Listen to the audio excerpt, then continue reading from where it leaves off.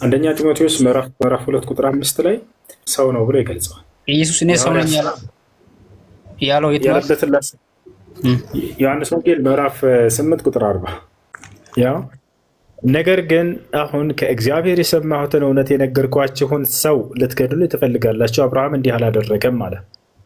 ከእግዚአብሔር የሰማሁትን እውነት የምነግራችሁ ሰው እያለ ተናገረ። ኢየሱስ ክርስቶስ ሰው ነኝ ብሎ አዎ፣ ከእግዚአብሔር የሰማሁትን እውነት የነገርኳችሁን ሰው ልትገድሉ ትፈልጋላችሁ ይላል።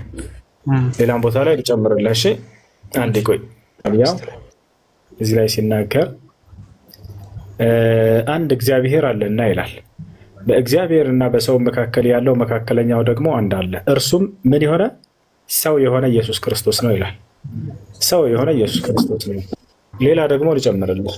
በደንብ ሰው ነው እያሉ ቃል በቃል ተናግረዋል መጽሐፍ ቅዱሶች። ያና የሐዋርያት ሥራ ምዕራፍ 2 ቁጥር 22 ላይ ምን ይላል?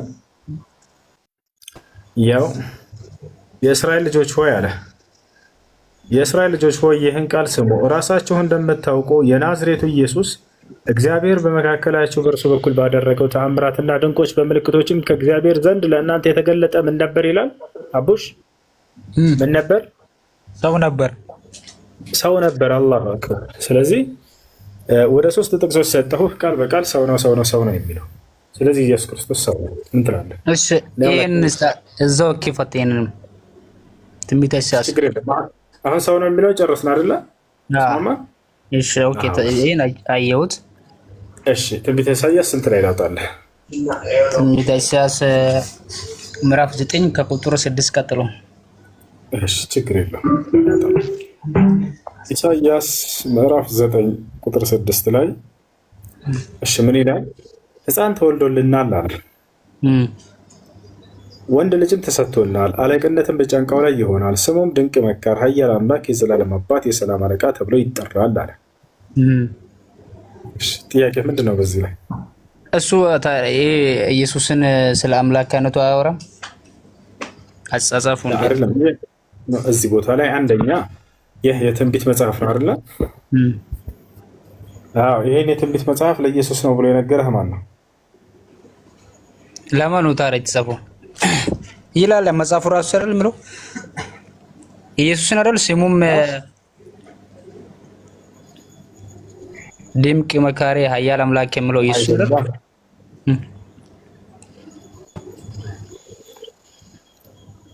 እሺ አንድ ይኸውልህ ኢየሱስን ነው ብሎ የተናገረ አንድ ሐዋርያ የለም። ለምሳሌ ሐዋርያቶች አዲስ ኪዳን ላይ ትንቢትን እያመጡ ከብሉይ ኪዳን ለኢየሱስ ክርስቶስ ነው የተነገረው እያሉ ተናግረዋል፣ በርካታ ትንቢቶችን አይደለ?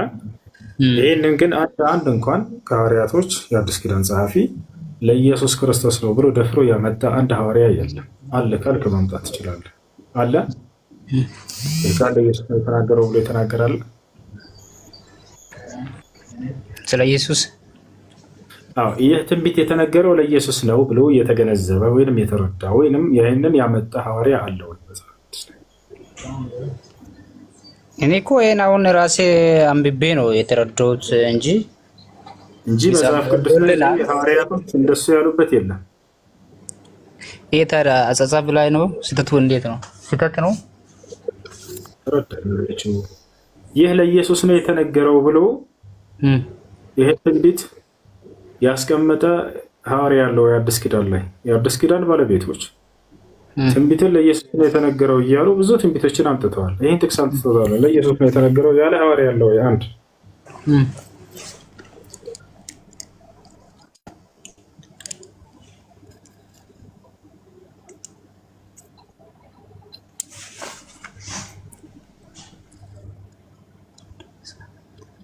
እሺ ቀጥላ።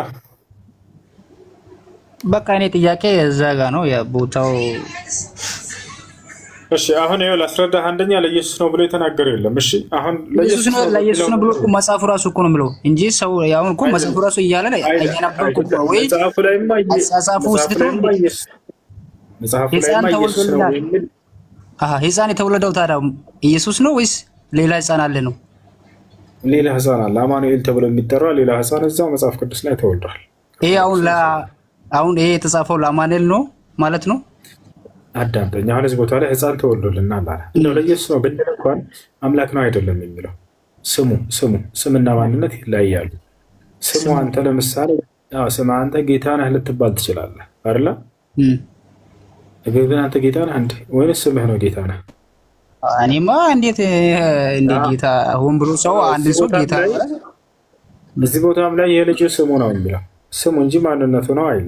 ገብቶሃል አይደል? ስሙም ድንቅ መካር፣ ኃያል አምላክ፣ የሰላም አለቃ ተብሎ ይጠራል ነው የሚለው ስሙ እንጂ ማንነቱን አይደለም። እና ይሄን ይመስላል። እና እዚህ ቦታ ላይ አምላክ የሚለውን ሲገነዘቡት ደግሞ አይሁዲዎች እንደ አምላክነት ነው ለማለት ሳይሆን አለቅነት ነው። ሙሴ ለምሳሌ አምላክ ነው አይደለ? ሙሴ አምላክ ነው አይደለ? ሙሴ አምላክ አይደለም፣ አምላክ ነው። መጽሐፍ ቅዱስ ላይ እግዚአብሔር አምላክ አድርጌሃለሁ ብሎታል ሙሴን። ዮሐንስ ወንጌል አምላክ ተብሎ አምላክ ተብሎ ይጠራሉ ነቢያቶች። አታውቁም እንዴ? ሲቀጥል ይሄ ትክክለኛው ሄዳችሁ ብታዩት አምላክ አይደለም የሚለው ሌሎች አካሎች የሚዋለ ቃል ነው። በሌላ ቦታ ላይ ሄዳችሁ ስታዩት ጊዜ ዕብራይስጥ አምላክ አይደለም የሚለው። እንዳጠቃላይ አምላክ ተብሎ ይጠራሉ ነቢያቶች፣ አምላክ ተብሎ ይጠራሉ። ይህ ኢየሱስ ክርስቶስ ራሱ መስክሮታል። የእግዚአብሔር ቃል የሚመጣላቸው ሁሉ አምላክ ተብሎ ይጠራሉ። ኢየሱስ ክርስቶስ ቃል በቃል ተናግሯል። ሌሎች አምላክ ተብሎ የተጻፈበት አለ እንዴ? ሌላ ነቢዮች? አዎ በደንብ ላሳየህ ከፈለክ ላሳየህ እና ተመልከት። ያው ኦሪት ዘጸአት ምዕራፍ 7 ቁጥር 1 ምን ይላል መሰለህ? ያው እግዚአብሔርም ይላል ይታያል። እግዚአብሔርም ሙሴን እንዲህ ብሎ ተናገረው ይላል። ሙሴን ምን አለው? እኔ ለፈርዖን ምን አድርጌሃለሁኝ አለው? አምላክ አድርጌሃለሁ። ይታያል። አዎ እኔ ለፈርዖን አምላክ አድርጌሃለሁ፣ ወንድምህም አሮን ነብይ ይሆንልሃል አለው። ስለዚህ አምላክ አድርጎታል እግዚአብሔር ሙሴን። ያው ስለዚህ ሙሴ አምላክ ነው ብለህ ታምናለህ? እሱን አላምንም። እሺ እና ምኑ ነው ታዲያ?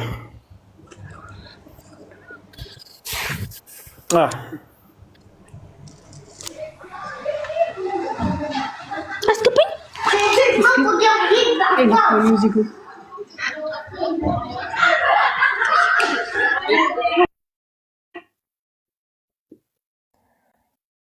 እሺ ሰላም አለይኩም። ወአለይኩም ሰላም። እሺ እትኩል هنا من عشان زي السلام عليكم. وعليكم السلام.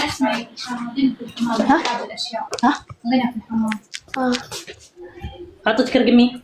أرى ما تدي. لا أرى رقمي. ألو. أبيت. السلام عليكم. وعليكم السلام.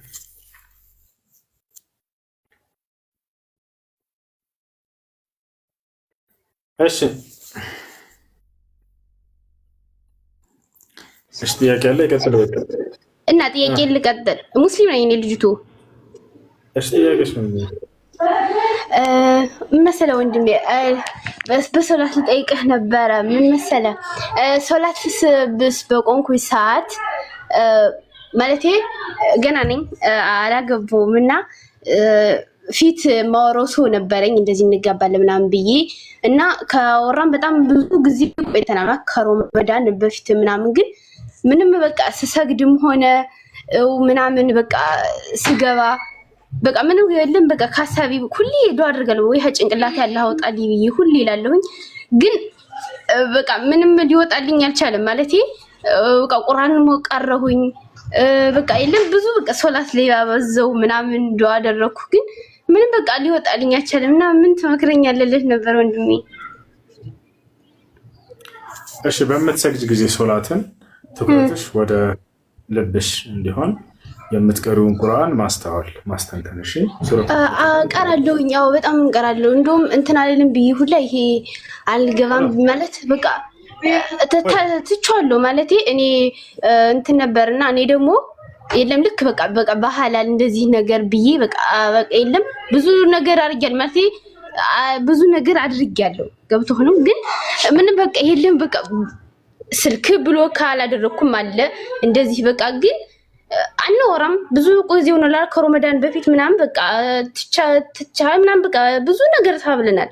እና በቃ አሁን የምፈልግ በቃ እንዲወጣልኝ ምናምን በቃ ዱዓ በዘሁኝ ጾም ረመዳንም ጾምኩኝ።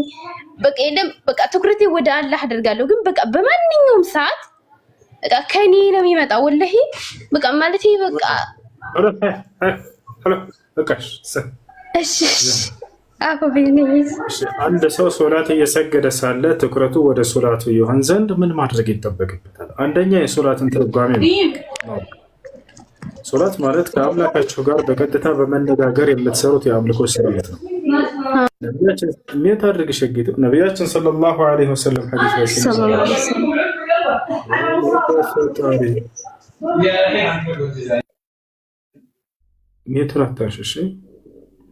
ነቢዩ ሰለላሁ ዐለይሂ ወሰለም ሐዲስ ላይ ሲናገሩ ምን አሉ?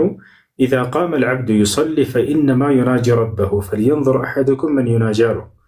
አንዳችሁ ሶላት ለመስገድ በሚቆም ጊዜ ከጌታው ከአላህ ጋር ንግግር ሊያደርግ ነውና አደራችሁን ማን እንደምታናግሩ አስተውሉ፣ ልብ በሉ ብለው ተናገሩ።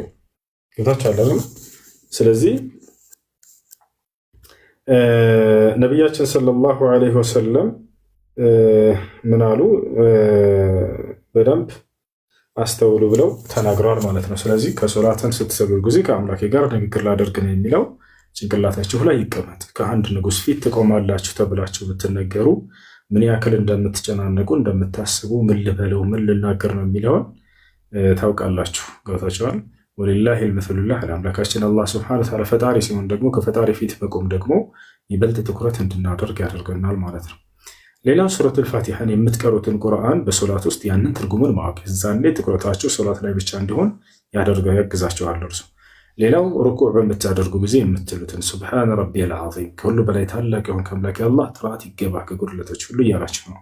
ልክ እንደ ሱጁድ ላይ በምትወርዱ ጊዜ ሱብሓነ ረቢየል አዕላ እያላችሁ ነው። ከሁሉ በላይ የሆንከው አምላካችን አላህ ሱብሓነሁ ወተዓላ ከጉድለት ሁሉ ጥራት ይገባ እያላችሁ ነው። ያንን ማስተንተን እንዲሁም አተሕያትን ትርጉሙን ማወቅ የዛኔ ትርጉማቸውን አውቃችሁ በምትሰግዱ ጊዜ ትኩረታችሁ ወደ ሶላታችሁ ይሆናል። ገብታችኋልና ከነገ ጀምራችሁ ትርጉሙ ምንድን ነው የሚለውን በደንብ አድርጋችሁ አጥሩ። ከዚያ ስትሰግዱ ያን እያስተነተናችሁ ስትሰግዱ ይህን ከአምላካችሁ ከአላህ ጋር እየተነጋገራችሁ። ሌላው እናንተ አላህን በምታወሩ ጊዜ በቁርአን ሶላት ቆማችሁ ልክ ከአላህ ጋር ንግግር እያደረጋችሁ ነው። እርሱ እያናገራችሁ የሚመልስላችሁ ምላሽ አለ። ያን ምንድን ነው ምላሹ የሚለውን ነብዩ ሰለላሁ ዐለይሂ ወሰለም ሐዲስ ላይ ተናግረዋል ማለት ነው። ስለዚህ ያም ምንድን ነው? አልሐምዱሊላህ ረቢል ዓለሚን ስትሉ ምስጋና ለዓለማቱ ጌታ ለአላህ ይገባ እያላችሁ ነው። ቁማችሁ ከፊቱ እያመሰገናችሁት ነው። ምስጋና ትልቁ አምልኮ ስርዓት እንደሆን ታውቃላችሁ። ነቢያችን ሰለላሁ ዐለይሂ ወሰለም አፍደሉ ናስ የውመል ቂያማ አልሐማዱን አሉ። የትንሣኤ ቀን ከሰዎች ሁሉ በላጮች አመስጋኞች ናቸው ብሎ ተናገሩ። ዛሬ ከፊቱ ቁመህ እንድታመሰግነው አደረገ። ምስጋና ለአንተ ለዓለማቱ ጌታ ለአላህ ይገባ እያልክ ነው። የዛንዴ ስታመሰግነው ጊዜ የዋለልህን ጸጋ ሁሉ ታስተውላለህ። አንተን ወደዚህ ዓለም ማምጣቱ፣ ለአንተ ህይወትን መስጠቱ፣ ለአንተ ኢስላምን መስጠቱ፣ አንተ በፊቱ ቁመህ እርሱን እንድትገዛው ማድረጉ፣ ለአንተ እንድትበላ እንድትጠጣ እንድትተነፍስ ይህን ሁሉ የዋለልህን ጸጋ ታስተውላለህ። የዛኔ ምስጋና ለአንተ ለዓለማቱ ጌታ ለአላህ ይገባ እያልክ ነው። ምን ብሎ ይመልስላችኋል አሉ ነብዩ ሰለላሁ ዐለይሂ ወሰለም? ሐመደኒ ዓብዲ ይላል። በሰባቱም ሰማይ ላሉ መላእክቶች እነሆ ባሪያዬ አመሰገነኝ ይላቸዋል። መላእክቶች ሁሉ አንተን ያውቀዋል። አምላኩን እያመሰገነ ነው የሚለውን ያስተውላሉ። አርረሕማን አርረሒም ትላላችሁ። ከዚያ በማንነቱ በባህሩ እየገለጻችሁት ነው። ሲፈታን ሚን ሲፋቲሂ ሱብሓነሁ ወተዓላ አርረሕማን ያዕኒ ረሕመቱሁ ልዓማ ወረሒም ረሕመቱሁ ልኻሳ ልልሙእሚኒን ከማ ቃለ ሱብሓነሁ ወተዓላ ወካነ ቢልሙእሚኒነ ረሒማ። አርረሕማን አርረሒም ማለት እጅግ በጣም ሩህሩህና አዛኝ የሆንከው አምላክ ሆይ እያላችሁት ነው። ከዚያ አላህ ምን ይላል? አፍና ዐለየ ዓብዲ ይላል። እነሆ ባሪያዬ አወደሰኝ ይላል። አንተ አዛኞች ሁሉ አዛኝ እያልክ ነው። ገብቶሃል? የዛኔ የዋለልህን እዝነት ታስተውላለህ ማለት ነው። ከዚያ ቀጥሎስ ማሊክ የውሚዲን አንተ የፍርዱ ቀን ባለቤት የሆንክ አምላክ ሆይ ትለዋለህ። የዛኔ ክብሩና ልቅናውን እየተናገርክ ነው። ለዚህም ምን ይላል አሉ ነብዩ ሰለላሁ ዐለይሂ ወሰለም? መጀደኒ ዓብዲ ይላል። እነሆ ባሪያዬ አላቀኝ ይላል፣ አከበረኝ ይላል። የዛኔ የፍርዱ ቀን ባለቤት ስትል ጊዜ ምን ይታወሳል? የፍርዱ ቀን ከአምላክ ፊት ቆመህ የዛኔ ነፃ እንዲያወጣህ አላህ ስብሐነሁ ወተዓላ እንደምትለምነው ቆመህ የትንሣኤ ቀን እንደቆምክ አድርገህ በፊቱ የቆምከውን ዛሬ ታስተውላለህ። ሊልዓብዲ መቃማን ከማ ቃለ ልኢማም ኢብኑል ቀይም አልጀውዚያ ረሒመሁላህ ተዓላ መቃሙን ፊ ዱንያ ወመቃሙን ፊል አኺራ ፈመን አሕሰነ መቃመሁ ፊ ዱንያ አሕሰነ አላሁ መቃመሁ ፊል አኺራ። ኢማም ኢብኑል ቀይም ሲናገሩ ምን አሉ? የሰው ልጅ በአምላኩ በአላህ ፊት ሁለት ጊዜ ይቆማል። አንደኛ በዚህ ዓለም ላይ፣ ሁለተኛ በቀጣዩ ዓለም ላይ። በዚህ ዓለም የሚቆመው ከአምላኩ ፊት ሶላት ለመስገድ በሚል ጊዜ ነው። የትንሣኤ ቀን ደግሞ ለፍርዱ ቀን በፊቱ የሚቆም ጊዜ ነው አሉ። በምድር ላይ ያለውን በትክክል ቆሞ ከሆነ ባሪያ የትንሣኤ ቀን ያለውን ከፊቱ መቆሙን ያሳምርለታል። በምድር ላይ ያለውን ግን ሳይቆም የሄደ ሰው የትንሣኤ ቀን አቋቋሙ ያምርለትም የዛን ያለው። ስለዚህ ቆመህ አንተ የፍርዱ ቀን ባለቤት ስትለው ጊዜ አላህ ስብሐነሁ ወተዓላ ልክ የፍርዱ ቀን ከፊቱ ቆመህ እንዳለህ ራስህን ስትስል እንባ ይመጣል። የዛኔ ሀሳብህ ከሶላት ወዴትም አይሄድም። ቁመህ ግን ዝም ብለህ ፊደሉን ብቻ የቆጠርክ ከሆነ ታዲያ እንዴት ነው ልብህ በሶላት ላይ ሊሰበሰብ የሚችለው? አብዛኞቻችን እንዳሁን ቶሎ ጨርሼ መቼ ነው ወደ ጉዳይ የሚሄደው የሚል ነው ጭንቅላታችን ውስጥ ያለው። ታዲያ ይሄ ሰው እንዴት ነው አላህን ሊፈራ የሚችለው? እንዴት ነው ልቡ በሶላት ላይ ሊሰበሰብለት የሚችለው? አይችልም በፍጹም። ትርጉሙን ሊያስተውል ይገባል ሰውየው። የሶላት ዓላማው ምንድን ነው? ከጌታህ ጋር ሶላት ማለት ትርጉሙ ከአምላክህ ጋር በትክክል የሚያስተሳስርህ ትልቁ የአምልኮ ስርዓት ነው። ይብዛልና እና ምንድን ነው ስለዚህ ማሊክ የውሚዲን ኢያከ ነዕቡዱ ወኢያከ ነስተዒን ትላለህ። ቀጥለህ አንተን ብቻ እንገዛለን በአንተን ብቻ እንታገዛለን ማለት ነው። በአንተን ብቻ እንገዛለን። ዒባዳ አምልኮን ሁሉ ጥቅልል ያደረገ የሆነ ቃል ነው። ከዚያ ቀጥሎ ግን ወኢያከ ነስተዒን በአንተን ብቻ እንታገዛለን። አለይሰት ልእስቲዓና ምን ልዕባዳ በላ ላኪን ኸሰሃ ስብሓነሁ ወተዓላ ሐታ ላ ይስተዓን ቢገይሪሂ ስብሓነሁ ወተዓላ حتى يرجع العباد ويلجأ العباد إلى الله سبحانه وتعالى እኔን ብቻ እንድትገዙ ብሏል። በእኔም ብቻ መታገዝ በእርሱ ብቻ እንድንታገዝም ቃል ይገባል። አምላካችን አላህ አንተን ብቻ እንገዛለን፣ በአንተን ብቻ እንታገዛለን። ስለዚህ አላህን ብቻ ነው የምገዛው ያለ ሰው ከአላህ ጋር ምን እየፈጸመ ነው? ቃል ኪዳን እየገባ ነው። አንተን ብቻ ነው የምገዛው፣ ከአንተ ውጭ ለማንም አልገዛም እያለ ነው። ይህን ብሎ ሰው ከሶላት ከወጣ በኋላ በፍጹም ይሄን ቃል ኪዳኑን ሊያፈርስ አይችልም። ሄዶ እንደገና ሙታንን ሊጠራ አይችልም። ነቢያትን ሊጠራ አይችልም። መላእክትን ሊጠራ አይችልም። አንድን አምላክ ብቻ እየተጠራና እያመለከ ይኖራል። ካልሆነ ቃሉን እያፈረሰ ነው። ከሶላት ከወጣ በኋላ አንተን ብቻ እገዛለሁኝ በአንተን ብቻም እንታገዛለን። ከዚያስ ኢህዲና ሲራጥ አልሙስተቂም አይ ሰቢትና ዐለ ሲራጥ አልሙስተቂም አምላካችን አላህ ሆይ በቀጥተኛው ጎዳና ላይ አጽናን እያሉ ይለምናሉ። ከዚያ በኋላ የትኛውን ጎዳና? ሲራጥ አለዚነ አንዐምተ ዐለይሂም እኛ ቀጥተኛው መንገድ የምንለው የማንን መንገድ ይመስላችኋል? የነቢያትን መንገድ ነው። የእነዚያን ጸጋህን የዋልክባቸውን የነቢያቶችህን መንገድ ገይረል መግዱቢ ዐለይሂም ከነዚያ ከተቆጣህባቸው መንገድ ውጭ ማናቸው? አይሁዲዎች ወለዳሊን እንዲሁም ደግሞ ከጠመሙት ወይንም መንገድን ከሳቱት ከሆኑት ወሁም ነሳራ ክርስቲያኖች እነርሱ መንገድ ጠብቀኝ ይላል። ምክንያቱም እነዚህ የነቢያት መንገድ ላይ ነን ብለው በነቢያት ላይ የተለጠፉ አካሎች ናቸው። ነቢያቶች አይሁድነትንም ሆነ ክርስትናንም አያውቋቸው። የትኛውም ነቢይ እነዚህን መንገድ እንዲከተሉ ያዘዘበት ቦታ የለም። ካለ ወገኖቻችን እዚህ መናገር ትችላላችሁ። ልጨርስና ገይረል መግዱቢ ዐለይሂም ወለዳሊን አሚን። አሚን ማለት ነው አላሁመ እስተጂብ አምላካችን አላህ ሆይ ተቀበለን ማለት ነው። ይህ ነው ገቶቻለርላ እና ይህን ይመስላል። እሺ እና ይሄን ይመስላል። ስለዚህ ይሄን ሶላትን በምትሰግዱ ጊዜ ማስተዋል አለባችሁ። የዛኔ ስታስተዋሉ ጊዜ የሶላትን ጣዕም ታገኛላችሁ። ከዚያ አላሁ አክበር ትላላችሁ። ሩኩዕ ስትወርዱ አላሁ አክበር አላሁ አክበር ያዕለ ሚን ኩሊ ከቢር ታላቅ ተብሎ ከሚታሰበው ነገር በላይ ታላቅ። እሺ አንዴ ትንሽ አሁን የሆነ ጥያቄ ነበር። እሺ ቀጥልሽ። እሺ እዚህ ደግሞ ኢየሱስ ራሱ የተናገረበት አለ መጽሐፍ ቅዱስ ላይ። እሺ ዮሐንስ ወንጌል ምዕራፍ 8 ከቁጥር 12 ቀጥሎ ኢየሱስ ራሱ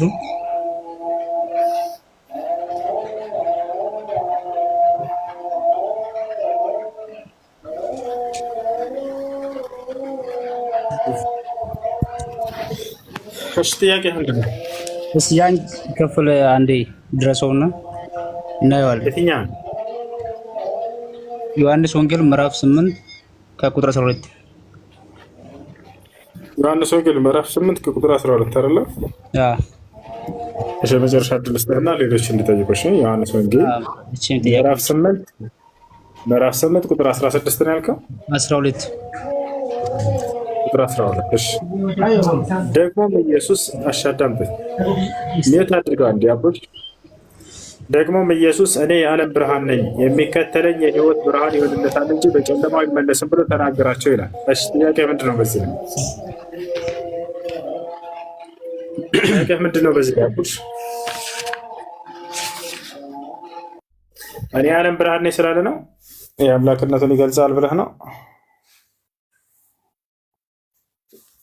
እኔ ብሎ ታዲያ ድሮስ ስለሌለ ሰው አይደለም የሚያወራው። እኔ የዓለም ብርሃን ነኝ ማለት ምን ማለት ነው ታዲያ? እኔ የዓለም ብርሃን ነኝ ማለት የአምላክነት መገለጫ አይደለም፣ የፍጡርነት መገለጫ ሲጀመር አለ። እኔ ኢየሱስ ነኝ። ቆይ አንዴ ይቅርታ። እኔ የዓለም ብርሃን ነኝ ብሏል ኢየሱስ ክርስቶስ። ስለዚህ ምን ይሁን ነው? አምላክ ነው ካላችሁ ስህተት ነው እያልኳችሁ ነው። የምን መገለጫ? እኔ ሰው ነኝ ሲልህ ምን ይሁን ነው? አንተ እኮ ሰው ነው ሰው ነው ሰው ነው የሚለውን እየመረጥክ ብቻ። ኦፍኮርስ ሰው ነው በስጋ የተገለጠ ሰውም አምላክም ነው ብለም ነው የምናምነው። አንተ ግን እዛ ጋር እየቆረጥክ እየመጣ ሰው ነው የሚለውን ብቻ ነው ሁሌ የምታንጸባርቀው። ሰውም አምላክም ነው ብሎ ነው የሚያምነው ኦርቶዶክስ። ገባክ? ሙሉን አምላክ ችግሩ አሁን ማመናቸው ላይ ሳይሆን ችግሩ መጽሐፉ ላይ ነው። የለም እኔ ሰው ነኝ የሚለው እንዳሳየው አታነብማ። መጽሐፍ ላይ አለ ፍጹም አምላክ ፍጹም ሰው እንደሆነ ወይም ቅድም ስታወራ ነበር አይደል? አሁን ደግሞ እሷ ታወራ። እኔ ሰው ነኝ የሚለውን አሳየኸኝ አለች። በጣም ደስ የሚል ነገር ሰው ነኝ የሚለውን አሳይቻቸዋለሁ። እኔ አምላክ ነኝ የሚለውን ደግሞ ከእናንተ በኩል አሳየ። እናውቃለን። ሰውም አምላክም ብለን ነው የምናምነው። በእንዳንተ እኔ አምላክ ነኝ ያለ የት ጋር ነው? ያ እዚህ ኮል ኖርማል እኔ ያላታደርግ ምንድን ነው? ፈጣሪ ወንድ ልጅ አይደለህ እንደ ምን ነው ስታወራ ነበር አይደለ? አሁን ደግሞ ወረጋ ፍሬስ ይቅርታ፣ አሁን መጽሐፍ አልያዝኩም እኔ ይዣለሁ። የቱ ጋር ላውጣ? አምላክ ነኝ ያለበት አንድ ቦታ ኢየሱስ ክርስቶስ አብርሽ ያግዝ ዮሐንስ 13 ክበት ዮሐንስ 13 ላይ እኔ አምላክ ነኝ ይላል ኢየሱስ ክርስቶስ። አዎ ይላል። ክበት ልብ በሉ። እኔ አምላክ ነኝ ያለው ነው የሚፈልገው። እሺ ችግር የለውም። እሺ ጌታና መምህር ትሉኛላችሁ እንዲሁ ነኝና ያው አነበብኩት በጭንቅላት ውስጥ አለ። ግን እኔ አምላክ ነኝ አላለም ኢየሱስ ክርስቶስ። እንዲሁ ነኝና አላለም። እንዲሁ ነው። ታዲያ ምን እኛ ከጌታ ከሚለው ችግር የለብንም። አምላክ ብለን ነው የተጠየቀው እኮ። ክበት ይዘው አስረዳለሁ። ቆይ ክፈታው አሳየው እስቲ። ታስረዳኝ ጌታ ሰው ላይ አምላክ ነኝ የሚል ነው ያከፈለ አነበብኩልህ ያለው። እሺ ያለ እኮ እሺ ላውጣለህ። ያው ዮሐንስ 13 ያው እኔ አምላክ ነኝ የሚለው የቱ ጋር ነው?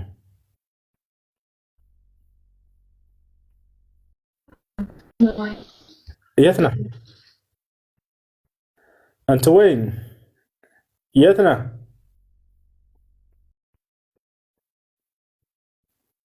የት ነህ? ሰላም አላችሁ? ሰላም ነው። እንዴት ነህ? እሱ እንዴት ነህ? እሺ ክበታው ሙይታ ያርገኝ ነው አላወኩም። እሺ ያው እሺ እንደገና ላሳየህ። የሚውት የለያዝ እሺ እናንተ መምህርና ጌታ ትሉኛላችሁ እንዲሁ ነኝና መልካም ትሉኛላችሁ ይላል። ምንድን ነው እዚህ ጋር መምህርና ጌታ ትሉኛላችሁ ስንል? አዎ እንዲሁ ነኝና አለ። እሺ ጨረስክ? አዎ እኔ አምላክ ነኝ የሚል አለ ብለሃል ነበር። ይሄ ምንድን ነው ይላል። ጌታና መምህር ትሉኛላችሁ እንዲሆነኝና ይላል።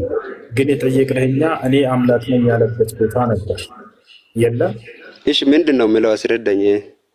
በቃ ላስረዳሽ። ጌታና መምህር ትሉኛላችሁና እንዲሁ ነኝ እያለ ተናገረ። አንድ የሚረብሽ ድምፅ አለ ካጠገብህ። አንዴ ታጠፋዋለህ። ይቅርታ ጋር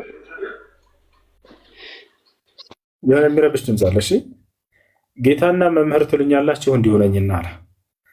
አንተ ጌታ የሚለውን እነርሱ እንደ አምላክ ተገንዝበውት ነው። መጽሐፍ ቅዱስ ላይ ጌታ ሲል ጊዜ ብዙ ግንዛቤዎች አሉት። አንደኛ መለኮታዊ ጌትነት አለ። እርሱ ለአንዱ አምላክ ለአብ ነው። ኢየሱስ ክርስቶስ ራሱ የሰማይና የምድር ጌታ አባት ሆይ አንተ ነህ እያለ ይናገራል። አባት ሆይ የሰማይ የምድር ጌታ አንተ ነህ ይላል። ስለዚህ የሰማይ የምድር ጌታ ወይም መለኮታዊ ጌትነት ያለው አብ እንደሆነ ኢየሱስ ክርስቶስ ራሱ ተናግሯል። ታዲያ ጌታ የሚለው ለሌሎች በመደረግ የተገኘ ወይም በመሰጠት የተገኘ የሹመትና የአለቅነት ጌትነት ነው፣ በህዝቦቻቸው ላይ ማለት ነው። ከነዚያ መካከል አንደኛ የኢየሱስ ክርስቶስ ጌትነት ነው። የሐዋርያት ሥራ ምዕራፍ 2 ቁጥር 38 ላይ ስትሄዱ ጊዜ እግዚአብሔር ኢየሱስን ጌታ አደረገው ይላል። በማን ላይ? በእስራኤል ወገን ላይ፣ እዛው ላይ በእስራኤል ላይ እንደሆነ ይናገራል። ገብታችኋል? በመደረግ ያገኘው ጌትነት ነው። ታዲያ ኢየሱስ ክርስቶስን ከሆነ እግዚአብሔር ጌታ ያደረገው ሌሎችን ጌታ ያደረጋቸዋሉ ወይ ከተባለ አዎ አለ። ዮሴፍን ለምሳሌ ኦሪት ዘፍጥረት ምዕራፍ 45 ቁጥር 9 ላይ እግዚአብሔር ዮሴፍን በግብፅ ላይ ጌታ አደረገው ይላል። ኢየሱስን ደግሞ በእስራኤል ላይ ጌታ አደረገው። አያችሁ፣ ሁሉም ነቢያት በየጊዜው ለህዝቡ አለቃ ተደርጓል። ያ ጌታ ተብሎ ተገልጿል። ችግር የለውም። ለህዝቦቻቸው አለቅነታቸውን የሚገልጽ ነገር ነው። ይሄን ይመስላል።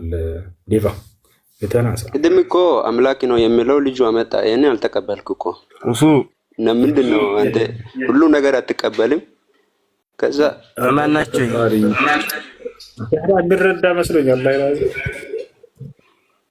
እንደምን አላችሁ? አምላክ ነው ያለው አመጣ። አምላክ ነው ያለው አመጣ። ጌታ ነው የሚለው መጥቷል። እሺ ምንድን ነው ፈለከው? ሌላ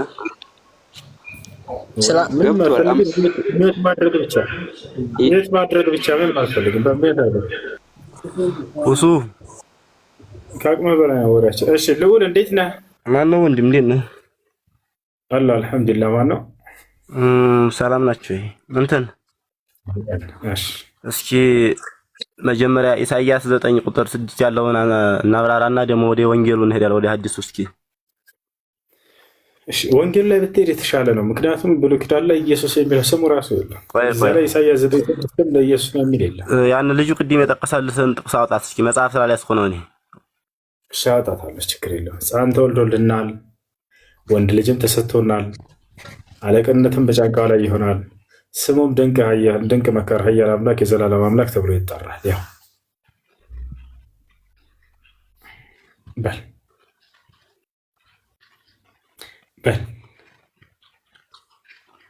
ልዑል በል። እሺ አወጣችሁት? አውጣው። አልወጣም መሰለህ። መጽሐፉን አውጣው። አነበብኩልህ። ማየት ነው የፈለግከው? መጽሐፉን አነበብኩልህ። አውጣው። አይ ለማውጣት አውጣለሁ። እሺ አላውጣው እንጂ እያነበብን እየተነጋገርን እንጂ። እውነት ነው የጌታ አውጣው። እሺ አውጣለሁ። አብሽር፣ አዲስ ነገር የለም። ያ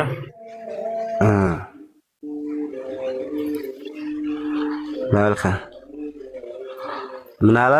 ሕፃን ተወልዶልናል፣ ወንድ ልጅም ተሰጥቶናል፣ አለቅነትም በጫንቃው ላይ ይሆናል የምትለዋን ቃል ያዝ መጀመሪያ። ስሙም ድንቅ መካር፣ ኃያል አምላክ፣ የዘላለም አባት፣ የሰላም አለቃ ተብሎ ይጠራል። ይሄ ትንቢት ለማን የተነገረው ብለህ ትገምታለህ አንተ?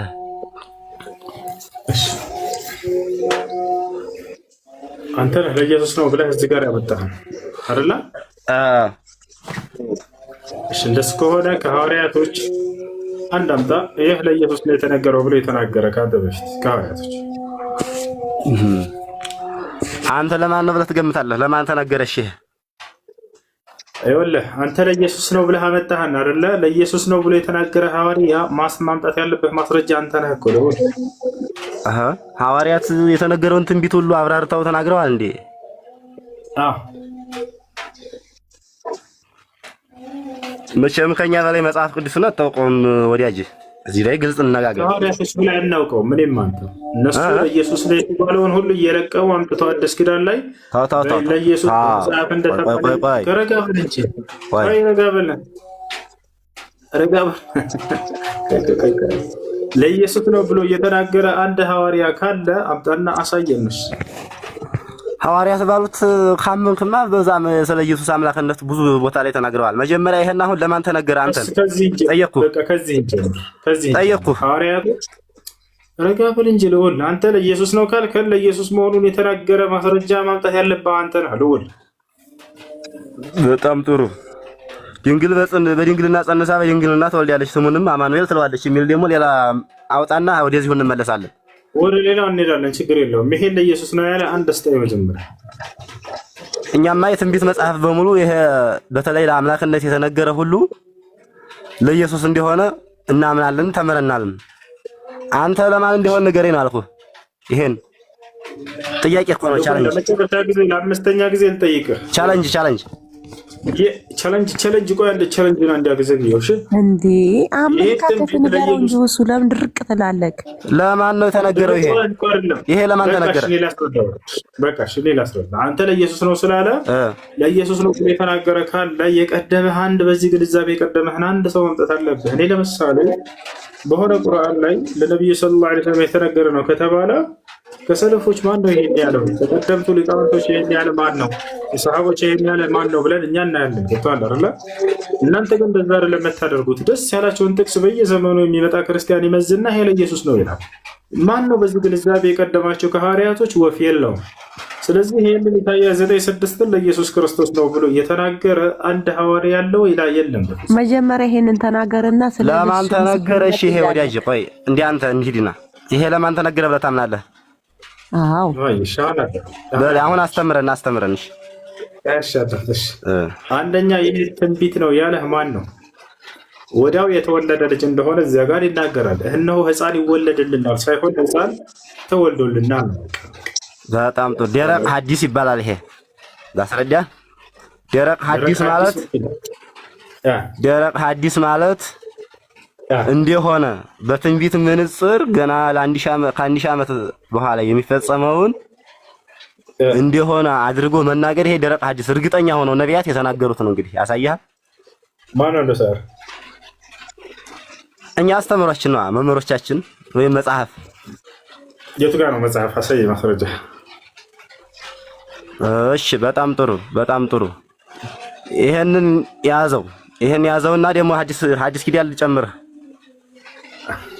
ከለለፈውን ሊያዘው ሳይሆን ለፈው ነው አይደለም። የምን ስለ ክርስቶስ አምላክነት ተናገር ካልክ ይሄን አንድ ጥቅስ ይሆናል። ይሄ ትንቢት እንደተነገረለት እሱ እንደሆነ ይሄን ትንቢት ለኢየሱስ ነው ያለ ሐዋርያ የለም። ለፈው በቃ ወደ ቀጣይ ቆይ ወዲያጅ ለማን ሆነሽ?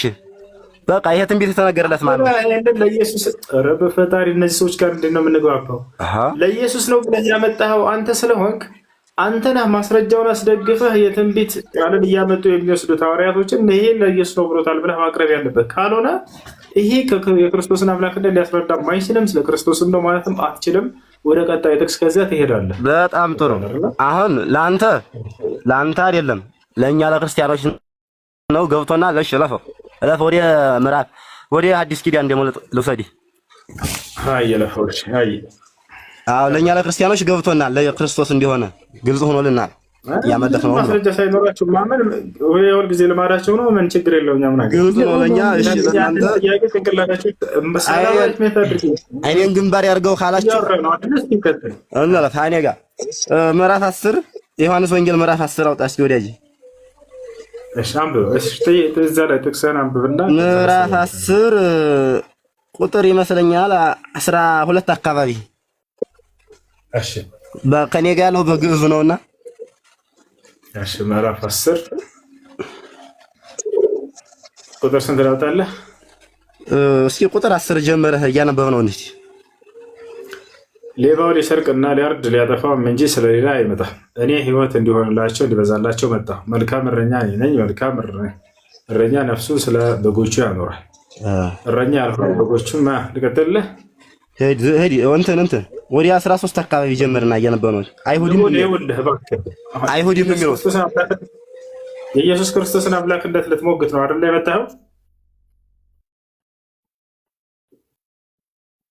ልዑል ዋውስ አይሁድ ነው የሚለው በግዕዙ ስለሆነ ነው። እኔ ጋር ያለው ወንድሜ ልዑል እባክህ ተደማመጥ ከኔ ጋር። ዝም ብለህ ስለ ጥቅስ እየነዳህን የምንሄድ ሳይሆን የኢየሱስ ክርስቶስን አምላክነት ልትሞግት ነው የመጣኸው አይደለባቸው? እናንተም የፈለጋችሁት መሞገስ ሳይሆን ማስረዳት ነው። ጥያቄ ሲጠይቁ መመለስ ነው አይደለም? ይኸውልህ ዝም ብለህ እዚህ ጥቅስ ሂድ እያልከን የምንሄድ አይደለንም። ሰዓቱን እንድንጠቀም ዘንድ ኢየሱስን አምላክ ነው ብለህ ልትሞግት ነው ወይ የመጣኸው? ልታስረዳ ነው ወይ የመጣኸው? ልትሞግት ሳይሆን ልንረዳ ማነው ልንወያይ ልትወያይ በሚለው ውሰደውና ሞግት ማለት ውይይት ማለት ነው። ችግር የለው ሌላ ቃል ነው። እሺ በቃ ልትወያይ ነው የመጣኸው አይደለ? ደሱ ከሆነ ኢየሱስ ክርስቶስ አምላክ ነኝ ብሎ አስተምሯል። አጭሩ እኮ ልመጣልህ ነው። እሺ አስተምሯል ደስ ብሎ ፍጡር ነኝ ያለበት አንድ ቃል ትጠቅስልኛለህ አንተ? ቀረበ ፈጣሪ ቆይ ቃል በቃል ከሆነ ማለት ነው። አዎ ኢየሱስ ክርስቶስ አምላክ ነኝ ሰው ነኝ የሚል ከሆነ ይሄ አዎ እናምናለን። አምላክ ወሰብ ብለን ነው የምናምነው። ሰው የሆነ አምላክ እሺ ፍጡር ነኝ ያለበትን ብናሳይህስ? የለም አታገኝማ። ከሰጠንህስ? ከሰጠኸኝማ መጽሐፌን አርማለሁኝ ወይ መጽሐፌን አርማለሁ። ችግሩ የለም። መጽሐፉ ልታርመው ፍጡር ነው የሚለው ሊያርመው ነው። ከዚያ በኋላ ቆይ አይ እሺ ቆይ አውከር ይመቻል። አንድ የፈጠረች እንግራ ናታለት። እሺ አይ ቆይ ፍጡር ነኝ የሚል ነው አልኩህ። ቃል በቃል እኮ ላሳየህ ነው። ቃል በቃል አንተ የፈለግከው? አዎ ቃል በቃል እናሳየህ ነው። ፍጡር እንደሆነ ኢየሱስ የተናገረበትን እናሳየህ ነው። አብሽር እስከዚያ ልጁ እስከሚያወጣ አንተ ምዕራፍ 14 ጀምርና ዮሐንስ ወንጌልን እያየህ ሂድ። የለም ቆይ ፍጡር ነኝ ያለበትን ቀጥታ እናሳየህ ነው። ከዛ መጽሐፉን እዚሁ ታርምልን። ልጁ ያውጣ። አንተ እስከዚያ ድረስ ምዕራፍ 14 ጀምርና ዮሐንስ ወንጌልን አንብብ። ረጋ በል አንተ አትምራን እንጂ በቤቱ ምን ሆነህ ነው? ልዑል ቀስ በል። ከጥቅስ ወደ ጥቅስ መዝለል አይቻልም። አንድ ጥቅስ ተጨርሶ ወደ ቀጣዩ ነው የሚካሄደው። መልካም አይ አብሽር አንድ ውሱ ማቴሪያል እያመጣሁ ምሳሌ ላይ ያለውን አሁን እከፍትለታለሁ። አይ መርሐባ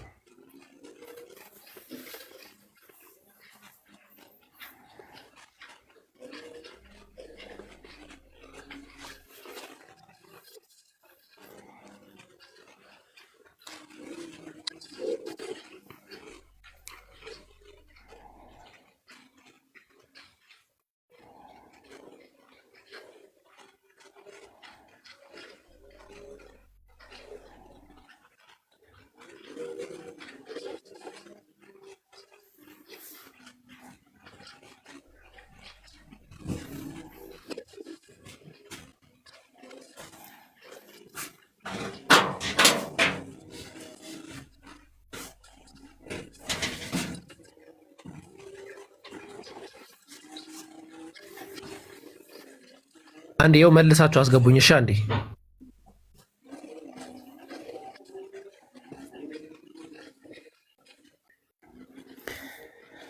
ያ ሰላም።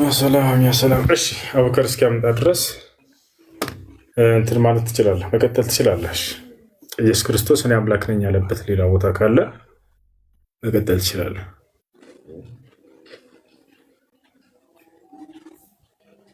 እሺ ልውል አለው ሁዙ። እሺ ስንት አምላክ ነው ያለው እንደ መጽሐፍ ቅዱስ? እንዴ ሌላ ጥያቄ። በአካል 3 በመለኮት አንድ የሆነ አምላክ አለ። እንደሱ የሚላለ መጽሐፍ ቅዱስ ላይ ወልድ መጽሐፊት ላይ አለ። እሺ መጽሐፍ ቅዱስ ላይ አምላክ በአካል 3 በመለኮት አንድ ነው ብሎ ያስተማረ አለ በመጽሐፍ ቅዱስ ላይ ከኦሪት ዘፍጥረት እስከ ራዕይ ድረስ? በወልድ መጽሐፍ ላይ ብጠቅስልህ ታምናለህ? ያ አኺ ይኸውልህ በመጽሐፍ ቅዱስ ላይ ነው እያልኩ ያለው። ሃይማኖት አበው ይዛል። እባክህን መጽሐፍ ቅዱስ ላይ አለ ወይ? ልክ እንደስካሁን ውስጥ ታሳይ። መጽሐፍ ቅዱስ ላይ አምላክ በመለኮት አንድ ነው በአካል 3 ነው ብሎ ያስተማረ ከነቢያት መካከል አንድ ነቢይ አለ። በመጽሐፍ ቅዱስ ብቻ እንወሰናለን እንዴ? ነው እናንተ ናችሁ ህግ የምታወጡልን? በቃ በመጽሐፍ ቅዱስ ላይ ምንም አይነት ቦታ የለም። መጀመሪያው ጥያቄ መለስ። ኢየሱስ ፍጡር ነው ያልከው ቦታ አሳየኝ። እሱ ካሳየን በኋላ ይጠየቅ። አዎ ፍጡር ነኝ ያለበትን ቦታ አሳየና እውነቱ ነው። ያንን ብያለሁ። እስከዚያ ግን የዮሐንስ ወንጌል ምዕራፍ 14 ማነው ምዕራፍ 10 ቁጥር 14። እሺ አንዴ ተረጋጉ። ቆይ ምዕራፍ 10 ቁጥር 14 አንብብ። እስከዚያ ወይኔ በፈጣሪ ፍጡር ነኝ ያለበትን ቦታ እናሳየሽ። ጊዜ ፈጀባችሁ። አይፈጅም፣ አብሽር። በቃ እኔ ላውጣለሁ፣ ችግር የለውም። በጣም ጥሩ። ያው እና እዚህ ጋር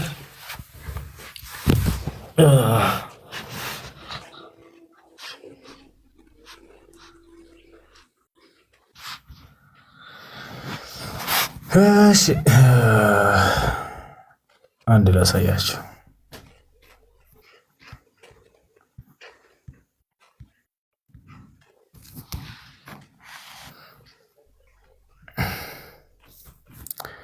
አንድ ካሜራውን እናዝረው።